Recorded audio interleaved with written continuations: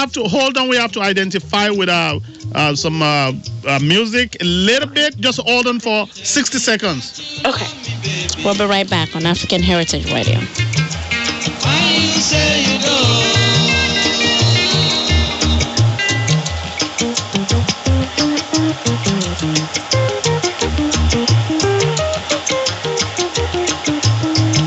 You tell me that you love me, baby. Why you say you don't?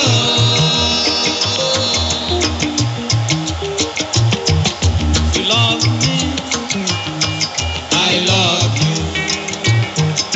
You need me, I need you. You kiss me, I kiss you. You love me, I love you. You tell me that you love me, baby. Why you say you don't?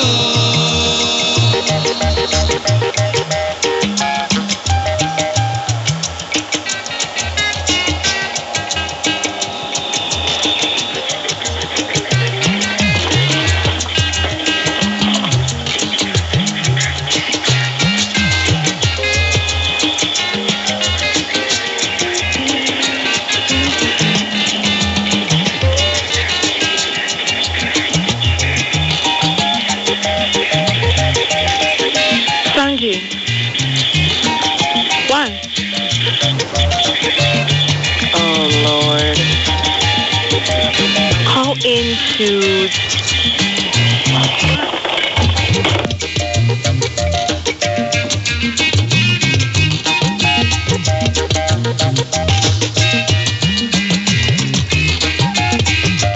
Good afternoon, ladies and gentlemen. You're welcome back to our program here on African Heritage Radio. You are listening to us from WNRI here in Woonsocket. And with me is Mr. Temitope Amusho. My name is Rosemary. Thank you, and you're welcome back, listeners. And I hope we still have Miss Rebecca on the phone. Hello, caller. I think we probably lost her. She'll get back to. Hello, caller. Are you still there? Yes, I am. Okay. Okay. Sorry for the little interlude. We just need to identify with a contractual agreement here. So, anyway, I think you need to lower your computer a little bit. It's getting into the system here. It's okay. There you go. Okay. Okay. So I'm listening to you. I want to hear your own view. What is the next step? I know what we were doing here. In the next few days now, we will attempt to send Ms. Rosemary down to Nigeria because she's now been hunted the same way I am being hunted in Nigeria. So I think she can still get her way. We are sending her down there to see what is going on, to capture what is going on, both for the radio and the well-being of the person in this trouble.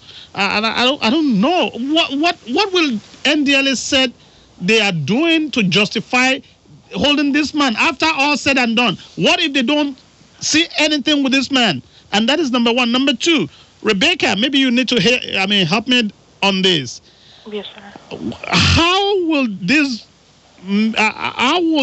whole entertainment industry feel about this? Because an assumption has been cast on their profession now. Anytime any one of them is traveling out, the person might be subjected to the same ordeal that this man is going through. Yeah, it's kind of scrutiny and all of that. Mm-hmm. Right. I personally feel like no one is doing anything about this. Mm-hmm. You know, comparing, entertainment industry in Nigeria, it's a healing industry for people. People completely relate with the entertainment industry. As a matter of fact, it is the primary direct income to the economy. 15% of the economy's income come directly from the entertainment industry. So wow. It is even a way of life down there. So I was assuming, because of the I grew up watching Baba Suwe when I was, little young person, like, 2-3 years old, if I could speak. He was on the TV and everyone is laughing. He just, made everyone it didn't matter what the situation was earlier. Right. When he came on, we laughed. That's right. And we always stay tuned for his show. So the process in which they're even taken to interrogate this man, I feel is it just is very disrespectful, really. Coming from tradition, coming from family, coming from, a professional perspective. I feel like the who's who in the entertainment industry should be really involved in this, trying to figure out what exactly it is that they're looking for, because he's been there almost, if not, is it a week now that he's been there? He's been there, and they still haven't found anything. Okay. Wow, that's the reason I'm planning on a trip to Nigeria, because I also feel like, in addition to him being treated unfairly by the Drug Administration, I feel like the media is not helping. We are not reading positive. Nothing positive is coming out of it. It seems like everybody has something negative to say, and some people are trying to make it look like it's funny, and they're talking about it and laughing, and it's not funny, because this is somebody's. This is, like we said earlier, this is somebody's father. This is a grown man, and to be put through this kind of humiliation is not something that we should condone. I think that like you mentioned earlier, that the big wigs in Nollywood are not stepping forward. They are just now stepping forward. I mean, what happened when he first got arrested? Where were they? They are just now stepping forward, because people are now beginning to look at it from the perspective of, look, you are violating this man's human right. You don't have the right to keep him for this long and don't do anything about it. Right. So that's when they now started to step forward, and we're hoping that everything works out for him. We are pulling for him, and I will personally go to Nigeria to go see what's going on and be able to write my own report on this issue.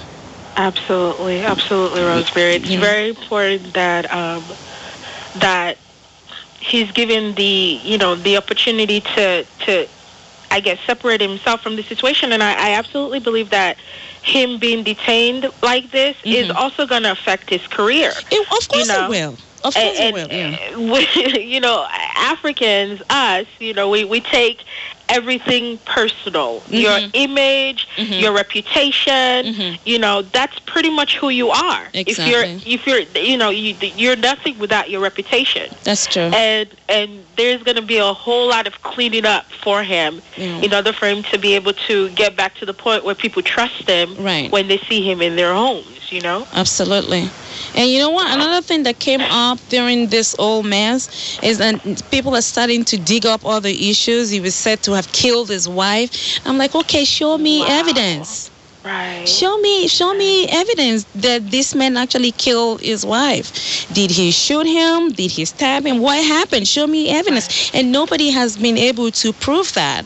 But this is my opinion, though, not the opinion of African Heritage. I just feel like somebody's trying to pin something on him at all costs. And exactly. And that's not right. Because the people who knew him, who were really close to him, maybe family members and friends who have personal relationships with him, even said that his wife had been ill for a very long time before she passed on. Wow. And then people said he was the one who killed her, and now to bring this up, it's just ridiculous. In a situation like this. Yes, it's ridiculous, and that tells you a whole lot about our country, Nigeria. Yeah, and just reading back on the article that I was looking at, basically it seems like actually not only did they try to see if he was able to excrete whatever was in his system out, they actually even did an X-ray. And they didn't find anything.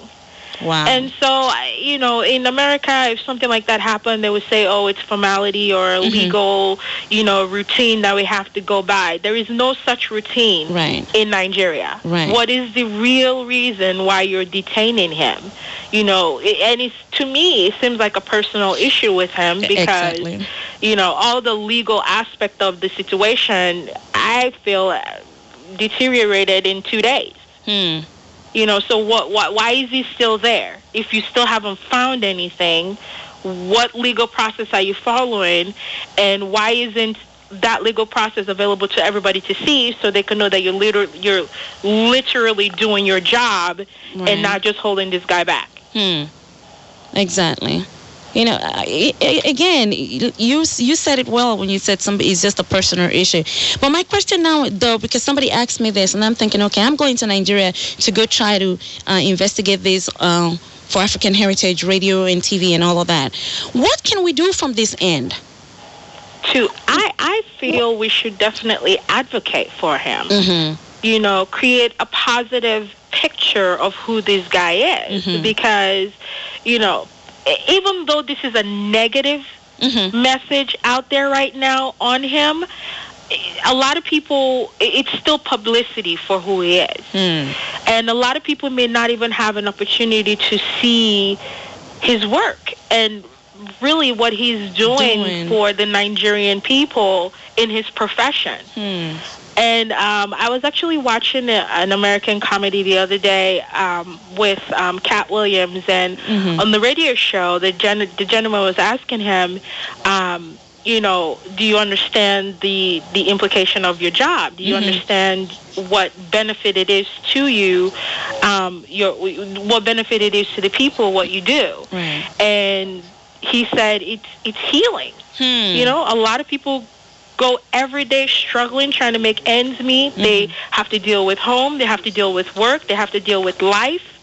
And the ability to put a smile on someone's face is not easy to do. The fact that you can do it is amazing. Right. And I feel like a lot of people need to see that this is what he's doing for the Nigerian people, is providing healing. And if we're able to put out such a positive message for those of us in America and also those of us in Nigeria listening to African Heritage on the radio, I feel like, people would really begin to stand up and fight for something so valuable to them. Yeah, exactly. And that's what we are trying to do here, because like I said before, the man is not getting good media reports back home. Most of the stuff that is being put out there is just simply negative. And it really just breaks my heart to think that, you will have a grown man, somebody's father's nude pictures floating in a Nigerian newspaper. Yes, hold on to that thought. I think I have Barrister Aturu Babasuwe's attorney on the phone. Great. Rebecca, hold on to your thought. How are you doing today, Barrister Aturu? Well, I'm fine. Are you? We're okay. Yes, we've been discussing Babasuwe for the past 1 hour and some minutes. Yeah. And please, I want you to shed light on it, what you've been able to do up till now. And please just throw a light on it. I know you said you've not seen the picture of him nude, but if it eventually happens like that, what can be done?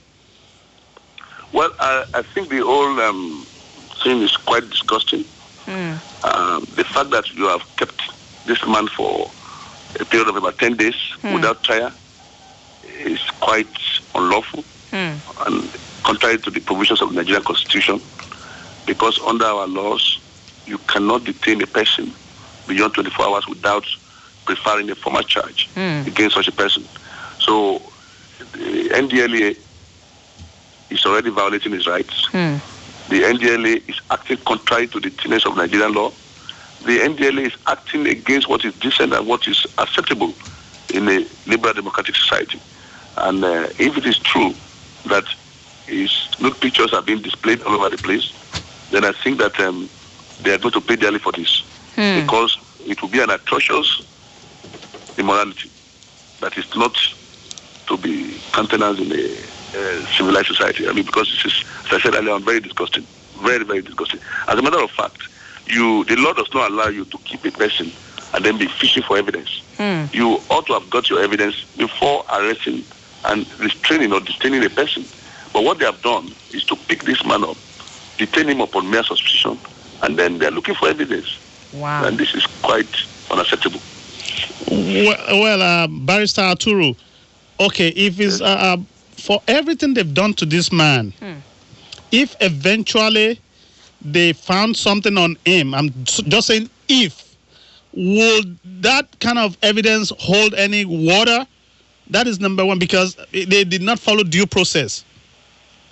And number two, if they do not find anything, knowing Nigerian system for what it is, any kind of compensation, will it be honored by the government?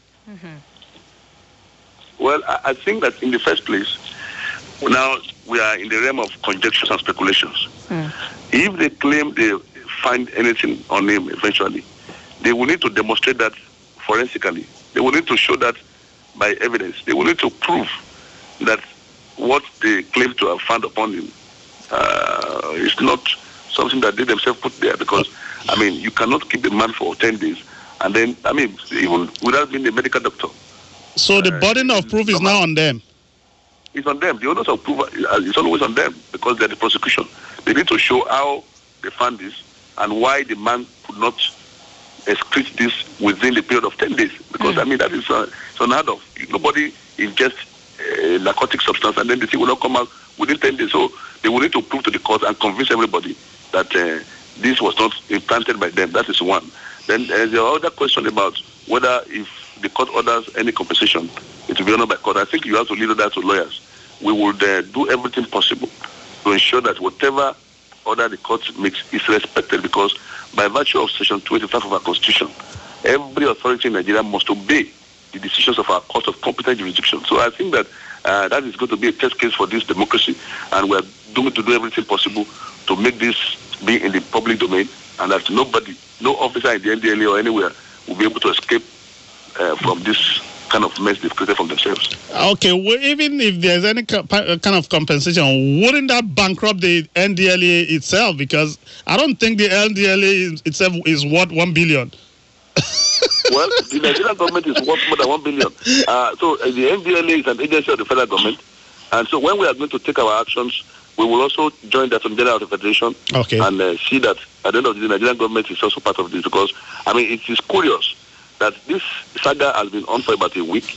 The Attorney General of the Federation and the supervising ministry of NDLA have not deemed it fit to say a word. Ordinarily, you would have expected officers of government to caution the NDLA or to come up with a policy statement so that Nigerians will know where we are. I mean, this man we're talking about is a very popular actor in Nigeria. He's not just an ordinary person. And nobody can claim ignorance about the facts of this case. These facts have been on the internet, have been on all the newspapers, and yet nobody in government, no public functionary has said a word. What kind of government is that? Barrister Aturu, that opens another chapter. This man is popular and he is still being held for 10 days. What if this happens to just a mere Nigerian that is not popular? That is the problem. That is why we will make this a test case. That is why we will do everything humanly possible by the grace of God to ensure that this kind of thing is never repeated in this country. Wow. I have a question, Barrister. Yes. I was speaking to Rosemary a while ago, and basically I was asking, I mean, could this possibly be a personal vendetta? Because there isn't any legitimate reason for him to be detained, and it was, you know, I feel it was so easy for them to take him in. What exactly is the problem letting him go? You know, I really don't understand what's taking so long in letting him go if they aren't able to find anything in his system. Well, I agree with you that in Nigeria, you may not be able to exclude the possibility of personal vendetta because all sorts of permutations exist. So it's possible that some people who are not very, or who think that they have their own axe to grind with Mr. Medina, maybe trying to use the instrumentality of the state to harass him and possibly incarcerate him. But as far as we are concerned, we would hold the NDLA responsible and the government, because the NDLA and the government ought to operate under the ambit of the law. There is no room for executive lawlessness under our constitutional democracy. So it's true there may be personal vendetta, but we will focus more on the dereliction of duty on the part of the officials. Barrister Aturu, okay, when you said Babasuwe should have been charged to court within 48 hours or 24 hours. Okay, there's an act in the creation of NDLEA that is very silent on charging anybody to court within 48 hours. Do you think you attorneys or the legal system should have identified that, most especially all the creations, all the departments created by the military government should have been critically looked into, and for us not to make them look like if they are above the constitution of the land, because NDLA is operating above the constitution of the land now, and they will claim some kind of section.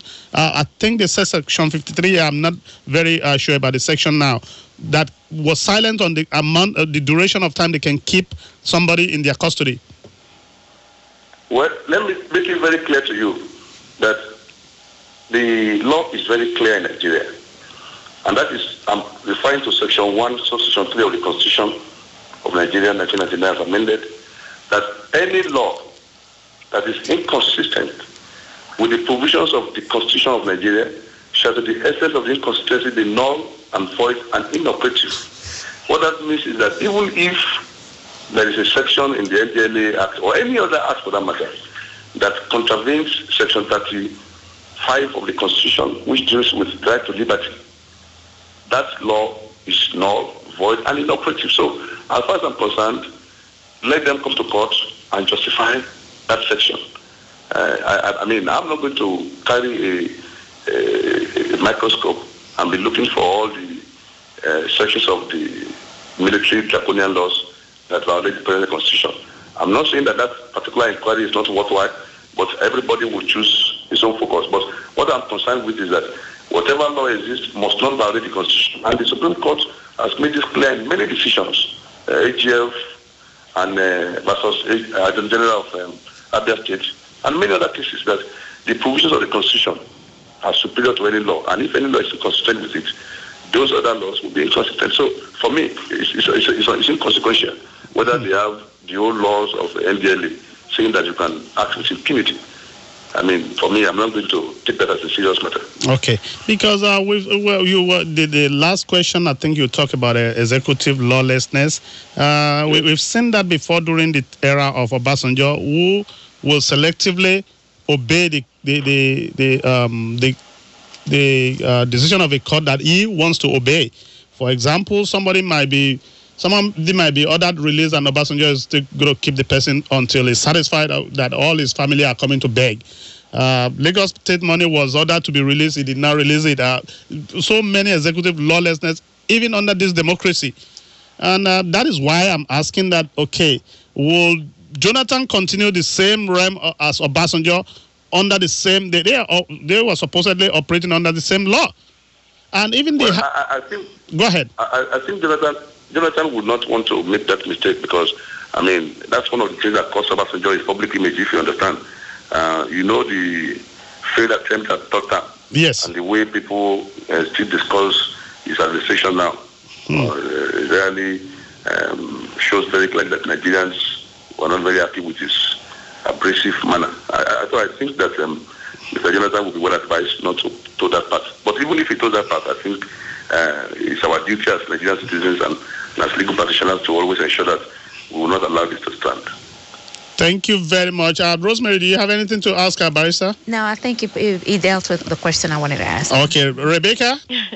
I did have a quick question, though, concerning the economy. I mean, I was saying earlier that his work, the result of his work is providing healing to the people, despite their current state of living, the economy in itself, people living at home. Basically, how is the economy taking this? How is the people themselves taking this? His detaining. His incarceration. Well, I think Nigerians are generally of the view that if the man has not been found with anything illegal, then he should be let off. I think that is the general opinion in town, and I think it's a very correct way to look at it. Okay. Thank you very much, Barrister Aturu, for your time. Thank you very much. The pleasure is mine. Thank you. Have a great day, sir. And thanks for your support. God bless you. God bless you, too. Thank you. Bye-bye. Ladies and gentlemen, you're listening to African Heritage Radio. If you're just joining us, we just spoke with Attorney Aturu, who is the attorney for comedian Umidino, a.k.a. Babasue in Nigeria. If anybody can make it happen, we'll try to make it happen. Yes. This is one of the reasons that this radio program is created. If anybody's right is being trampled upon, if we know about it, we will come to their rescue with the little means we have. And we do not have any other means than to talk, to appeal to people, to get up, to stand up, and stand up for their right. Right. Even under Gaddafi, some people still stand up. They stood up for their right, and you see how it ends. Exactly. And this is just a warning to Nigeria, or to the rulers of Nigeria and other countries that are trying to muscle common man on the street. Right. Like I said, if this guy is a common man, if he's a commoner, if nobody knows him, he will have perpetually be subjected to this with nobody talking about him. Mm-hmm. Yep. Even he, as a superstar in the Nigerian Nollywood or film industry, look at what happened to him. I know. Subjecting this man into mental and physical torture. Look at what is happening to him. This must be a worst nightmare. Probably the guy probably will be thinking that he's dreaming. He needs to wake up out of this slumber. Right. Anyway, Ms. Rebecca, can you give us some facts and figures from Nollywood, please? Yes. Actually, on the good note, we love to hear one good note from that country. Donso Dyke and Uche Jumbo is actually coming to Houston, Texas today to promote their video Damages in Houston, Texas, and they're also going to Dallas tomorrow. And I'm very excited about that. But I guess the one big aspect of the entertainment industry that I'm still struggling to accept and to kind of adapt to is technology. I really don't understand why it's so... I don't understand why technology in the movie industry in Nigeria isn't even up to par as technology in India. You know, let's put aside America because there's so many rules, regulations, procedures, protocols that they have to follow as far as producing quality movies. I really don't understand why we aren't adapting to that side of the movie industry yet. But let me ask you a quick question as one of them. I'm saying as one of them because you probably know more than I do. Absolutely correct. Okay. So my question is this. Do we really have a movie industry, or we just have people who are producing homemade videos? I believe we do. Believe it or not, I sincerely believe we do have a movie industry. Okay, how many times has a movie gone to the theater? How many people are really going to see all this movie at the theater? How many theater hall do we have that are showing this movie? What is give me some figures. Well, as far as movie theaters in Nigeria, I know that they have about 5 of them, 2 of them available in Lagos, Nigeria. For 150 million people? Absolutely. The truth is, with the movie industry in itself, people have to understand that it is a means to a means for them. When I say that, I mean that it personifies a lifestyle that people wish to have. Not everybody, a lot of the times when you talk about classes in Nigeria, you understand that, the rich gets richer and sometimes it seems like the poor gets poor. There is no lower, middle, or high class like it is over here. So when people watch movies, they watch it because it is a positive impact on their lives. It's entertainment. It's affordable entertainment. if I should put it. Hold on to that thought. Let me just quickly interject this. So if the movie industry is projecting us positively, and I want to say is the only thing that is projecting the country positively besides sport. And even sport now, we're getting beat up by every nooks and crannies of our competition. So if the movie industry is the only industry that is projecting us, projecting our image positively, why are they embarrassing the actors and actresses in Nigeria? You know, I feel like in reality, and this is the truth, government has power over everything. Even if you look on the streets, I remember coming specifically on one of the major roads in Lagos, and a police officer stopped our car. And we had all our papers with us. We had the driver's license. We have the particulars for the vehicle, and we still weren't allowed to leave. You know, the police officer, whatever the outcome of that situation was, had authority over whether or not we were able to get to our destination. So even people in power know that whatever they say goes. So in this scenario, in this situation, there's going to be a lot of money involved. There's going to be a lot of powerful people trying to argue, and I personally believe that the detaining of Baba Sue is definitely not just about what they say he had in his system. It's more than that.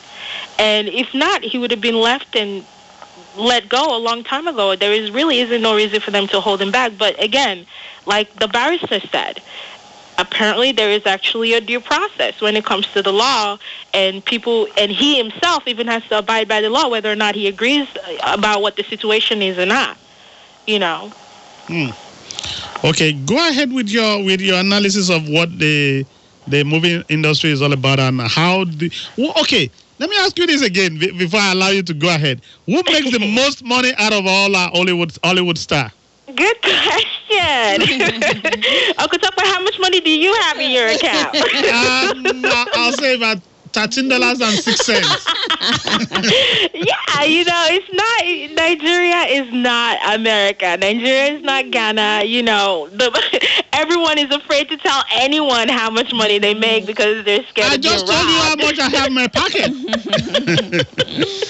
Right. I mean, but honestly, but there should be, Miss Rebecca, there should be some kind of documentation. How do you, if you don't know what an actor make, how do you tax them?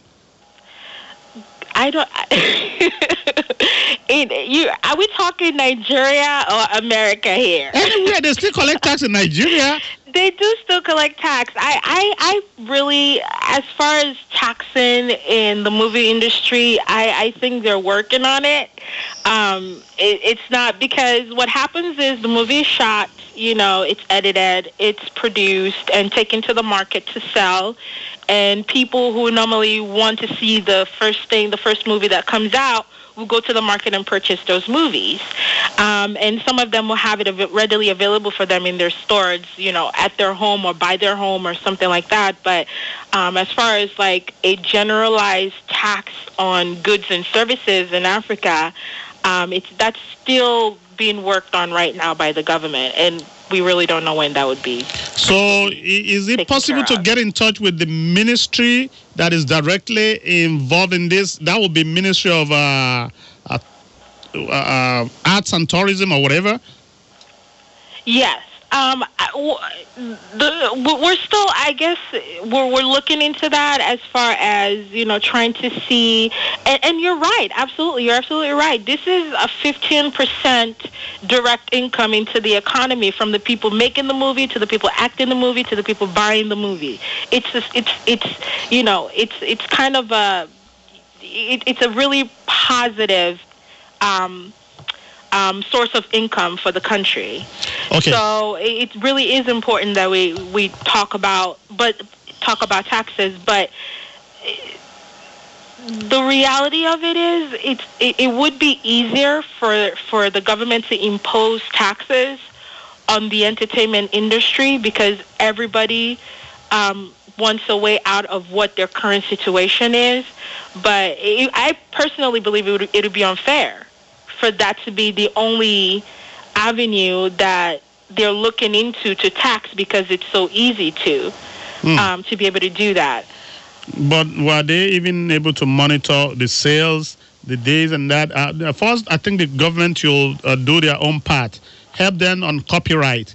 Help them in a way that their movies will not be shown on YouTube before they even come out. Right. Help them on all those things like that. If they are able to help them on that, probably these people will be able to pay taxes. Another thing is this. I don't know if you heard this. The Minister of, not industry.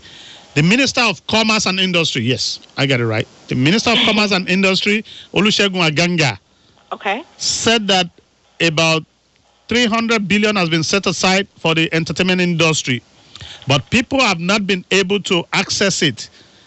Actors and actresses have not been able to go and get this loan. Why? Because they were writing a script that is a movie script that is close to junk. So the banks, even though the minister said the banks should waive certain procedures and stuff like that for them to be able to access the money, still these people are not coming up with good script that can make the bank give them some loans to be able to defray all their costs. What do you think about that? Do you know? I mean, just throw some light on that if you know. I with the scenario like that, I don't believe that it's fair that just a very small select group of people are in control of who gets what money and who doesn't. No, it was actually the government gave the money to some banks, about 3 banks. So if you want to get the loan, you go to one of the 3 banks, but you will have to go with your script. So the script has to make some sense. But the reality is what led to that scenario, I guess what led to that in the first place is the products that is being put out now. It was based on the entertainment industry now. So I still don't think it's fair, because if you feel that this script isn't good enough, why was it important for them to allocate a large sum of money to better that industry? You start from somewhere. And if it really is important that the industry be, in such an excellent status before they're able to provide the money to the people who are actually doing the job now, then make it a public event. Make it a public, make it available to the public. So everyone knows that, ideas, imagination, legitimate script, writing is something that is required in order for you to get that money. I feel like the money itself, the rules and regulation put in place in order for you to qualify for that money is very blurred. Well, and this is, I'm not speaking for the Minister for Commerce and Industry, but he explained that they hired so many people, probably about more than 200 people, to help these people work on their scripts, probably a whole lot of what they need to do to correct their scripts and stuff like that. But he said education has been another albatross to the industry, because a whole lot of them were not very educated. So even when they are trying to teach them, they cannot grasp the business IQ, the business part of it. Let me just put it that way. I absolutely understand what you're saying, but that is like the blind leading the blind. That doesn't make any sense. So that's exactly what I'm saying. If this money is legitimately put aside for the entertainment industry, then, the experts should be called into that scenario in order to really shed light on what's proper and what isn't. For example, Ramsey Noah is one of the actors in Nigeria. He's Igbo, and basically I believe he's been acting now for almost 20 years, 15 to be exact. And his idea of not even a perfect movie industry in Nigeria, just a regular functioning industry in Nigeria is proper training, technology, people coming out, not figuring out equipment when they get there, but actually already have been trained experts in the industry, knowing what to do. And it's so easy to find reputation of the same music in 50 different movies. You know, and I'm pretty sure people noticed that, because I did. You know, and I even just feel like the translations are bad. Exactly. Even for you know, the audio system is bad. Even the CD or the what do you call it? CD, right? yes, the DVDs. audio. The DVDs are bad. Are they really using DVD or VCDs. VCD?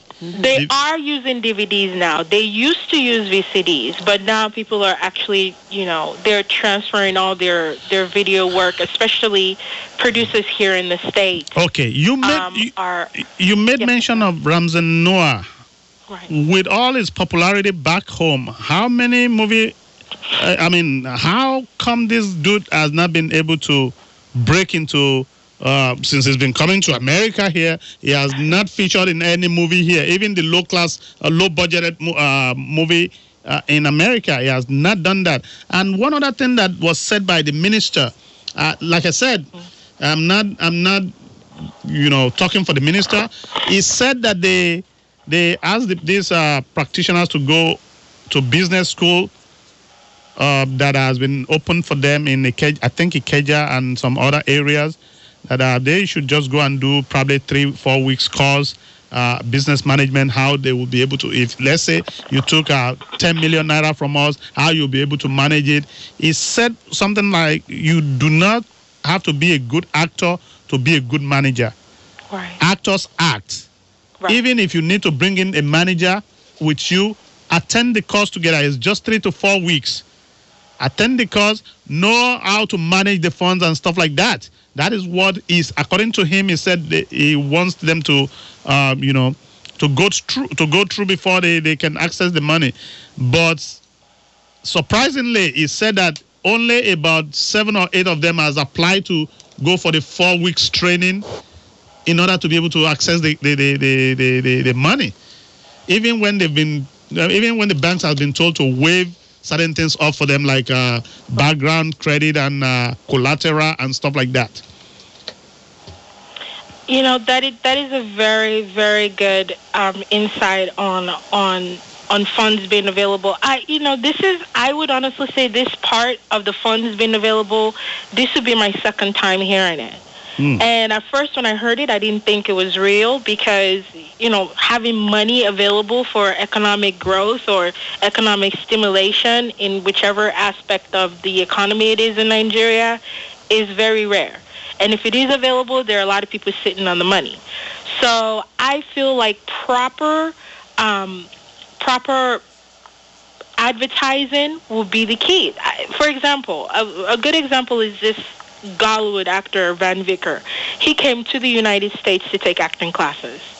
You can never not have enough education. I mean, you should always learn to better your trade, always. You want to be the best in everything that you do, and that's making him available. He even came to the States and held a fashion show. But has he broken into any kind of Hollywood movie? He hasn't broken into Hollywood, but I think if anyone has a better chance of getting into an industry like that, it would be him. And the reason is because he isn't afraid to step outside of the box. He's promoting himself in Nigeria. He's promoting himself in the U.S. And everyone knows, the technology, quality of movies, legitimate stories, or should I say, original stories, not replications of movies that have already been made here but done horribly back home. I'm talking about original stories that talk about real life in Nigeria, how to get out of bad situations, things like that. people actually relate to here. As long as it's authentic, it's original, it's your story told your way with the equipment and technology that you have available, people notice. You know, and I feel like he's the one that's actually pushing that movement. And you know, a lot of people, he's young, he's new, he doesn't have as much experience as Ramsey Noah, but you know, he's accepting change. You know, a lot of people don't realize, but actually I was watching a movie. I may have been stalking your Facebook page, Talkway, but I saw a movie on your Facebook page that talked about how different cultures in Nigeria see themselves, you know, and it seems like the Yoruba.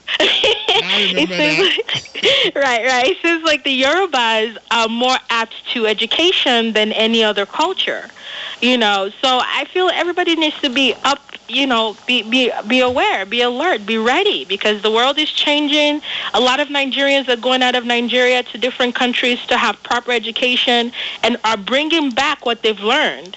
And instead of those who are old, you know, and traditionally doing things, they would need to really be open-minded and accept change, accept new ways of creating movies, accept new ways of telling stories, you know, editing, cinematography, all those things. So, and plus, the best part about it is there is now funds.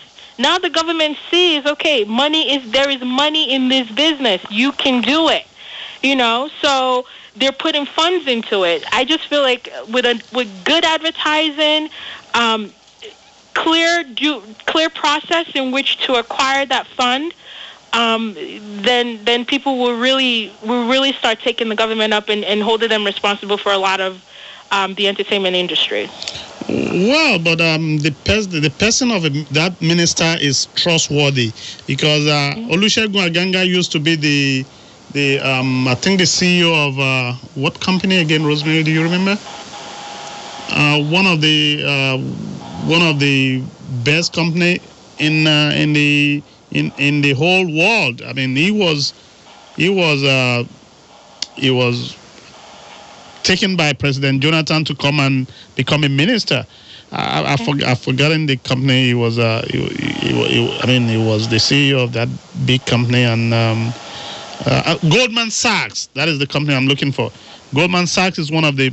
Oh wow! Yes, he was the chief executive of Goldman Sachs before he became the finance minister, and now the minister for commerce and industry. So. And we've met this guy before. We met him at when the president came here.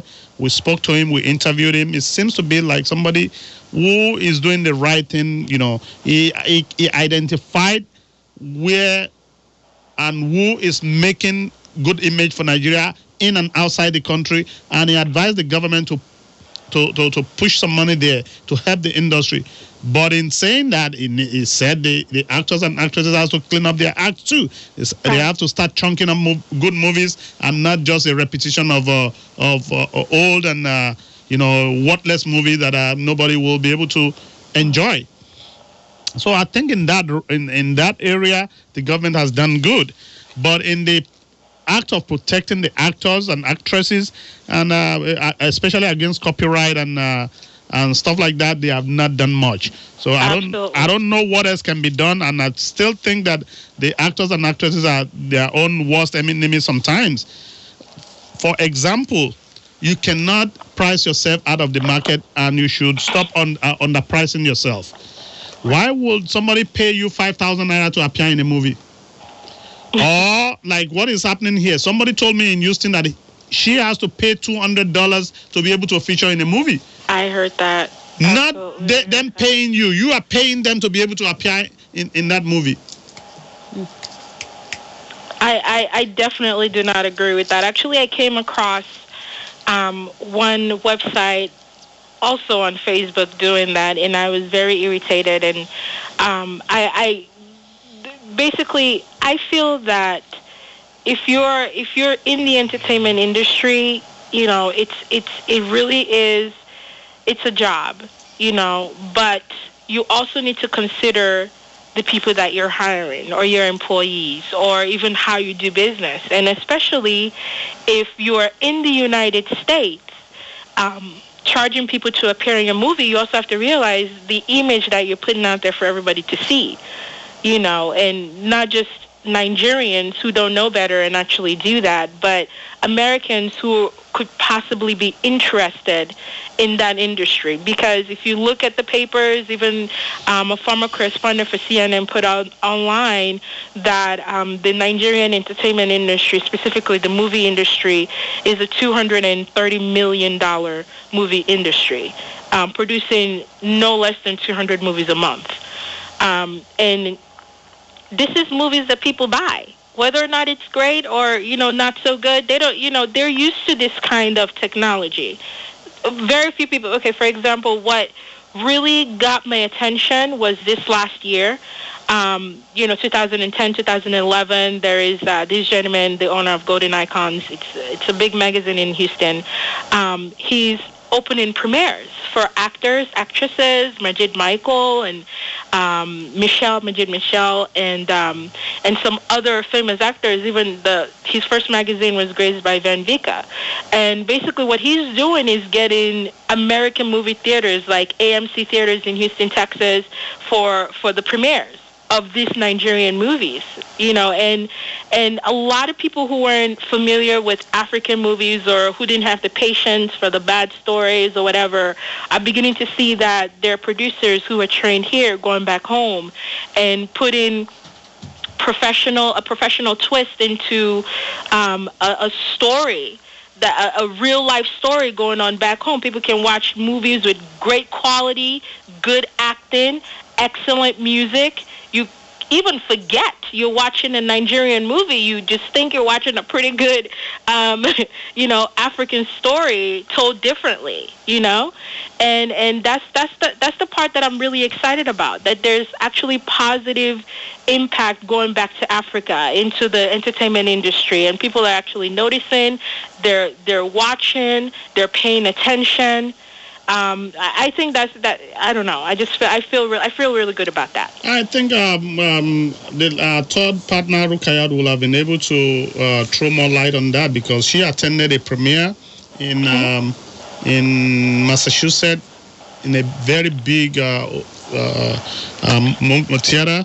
And I do not know all the information. And I think they are doing another premiere on the 27th of this month. And she will be there too. I mean, I know they're moving up. But what I just don't know is if they make money while they come here. Because somebody told me, I don't know if it's Venvika. I don't really know them a lot. I don't know if it's Ramson Noah, Venvika, or whatever. They said the most money that any African actors or actresses ever made here is about 40,000 or 25,000 a year. Right. And they come here a lot. Correct. So I was like, that's the kind of money that somebody working at McDonald's can earn here.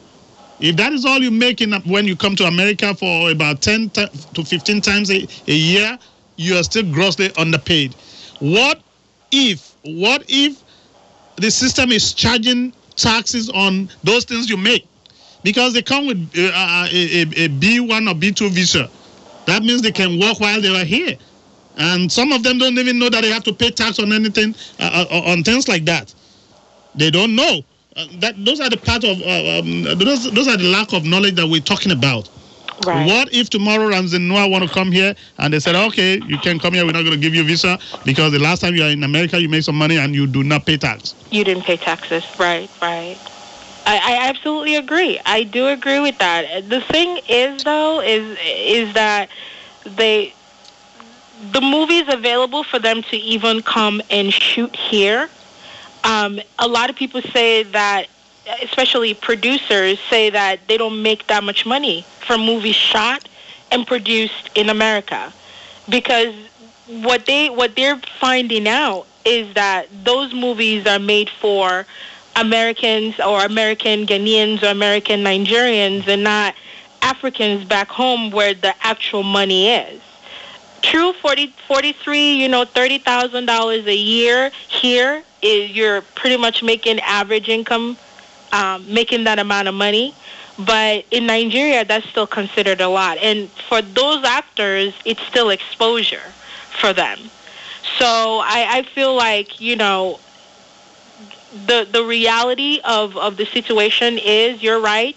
They I don't think they even know that they do pay taxes on the amount of money that they earn here, and and just because you make $30,000 here doesn't mean that you actually keep all 30. You may walk away with 25. You know, if you have a good accountant, right? If you have a good accountant to help, calculate how much money you're earning, that definitely is information that should be passed on to those producers, actors, and cinematographers. Absolutely. Who is in the best situation to pass those information around than you? Me. You, Rosemary. Well, all of us. We have to start from somewhere. You guys are talking me into this movie industry. This is not my thing, but I mean, if they are doing positive things in the society, I have to talk about them. Absolutely. Yes, sir. I am very happy that we're shedding light on that industry. It really is a direct income. There is very, minute when it comes to monopoly or corruption. You don't eat unless you work. So literally there has to be a cameraman holding the camera. There has to be actors acting. There have to be people buying things. And if you're buying food, you see entertainment, affordable, cheap, you get it, you go. So, it encourages people to work. It encourages people to buy. It's a stimulant for the economy. I mean, everything. It works well. It's a new industry, so you can't have too many movies because everybody is looking for stories. They're looking for ways to get entertained, have their problems set aside for a little bit so they can watch somebody else go through problems and how they got out of it. So it definitely is positive. It's a positive message for Africa, and inviting all, Americans, American Nigerians, American Ghanaians who go to school here for movies, acting, producing. You guys need to go back home and show these boys and girls how to really do it, how to really put good quality message stories out there. So absolutely. Thank you very much, Rebecca. And I will want you to call in next week. Give us some data on how much they make, how they can improve, what is their circulation power. I want to have all those things next week. You've been promising me this for a while. So I want to know where all these movies are going. Who are the people buying them? What languages they speak? Anything and everything you can supply me on that next week. I will. So you got a big job in your hand. Yes, I do. Rosemary, are you here in Tokwa here? Yeah. Well, absolutely. Thank you very much for shedding light on that for us. We do appreciate your time, and we look forward to having you Friday next week. Thank you. Thank you, and you have a great day. You too. Yes, ladies and gentlemen, you are still listening to African Heritage Radio. We have come to the end of our program here on WNRI. We will be here again Friday next week at the same time, same station. We want to thank all of our listeners today and thank Attorney Barrister Aturu and everybody who called in on our program today. Thanks for calling. Thanks for spending your day with us. And until next week, it's good night. And God bless.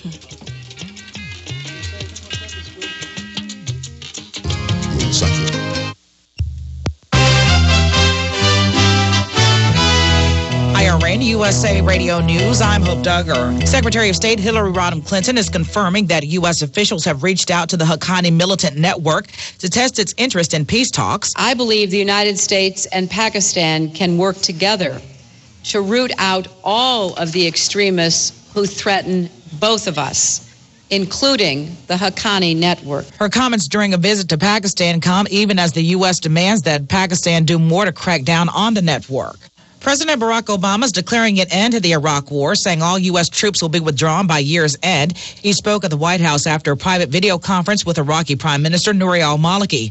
Obama said that after nearly 9 years, America's war in Iraq will be over. A White House official says the two leaders agreed strongly that it was the best way to move forward. Some U.S. officials had argued for a troop presence beyond the end of the year to cement security gains. This is IRN USA Radio News. Since 1989, Dean Bank has been providing a full line of financial products and services. Dean Bank features free checking, great CD rates, youth saving accounts, auto loans, mortgages, and much more. We are a community bank that delivers a level of customer service that is not commonly found today at other banks. Visit us today and see for yourself. 8 Main Street, Blackstone, and 141 Pulaski Boulevard, Bellingham. Dean Bank. Tell us, what do you see? Member FDIC, member SIF.